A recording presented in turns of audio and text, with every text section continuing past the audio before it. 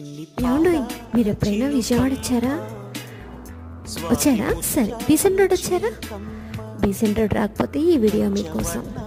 ఇక్కడ చెప్పుల దగ్గర నుంచి చెప్పులు, బట్టలు, బుట్టలు, చెవులకు తగిలించే జూకాలు, హ్యాండ్ బ్యాగులు, ఇంటికి తగిలించుకునే తోరణాలు, అబ్బబ్బబ్బబ్బ ఒక్కటి కాదండి, మనం ఇంట్లో ప్రతి వస్తువును ఇక్కడికి వస్తే అమర్చుకోవచ్చు. అది కూడా లో బడ్జెట్లో 50 రూపీస్ దగ్గర నుంచి స్టార్ట్ అవుతుంది.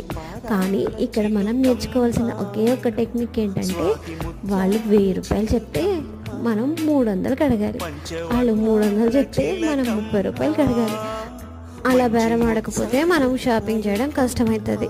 మీకు విషయం తెలుసా, మా బాబు చిన్నప్పుడు 100 రూపాయలకి 3 జతలు బట్టలు వచ్చేవి ఇక్కడ, జుబ్బాలు, నిక్కర్లు.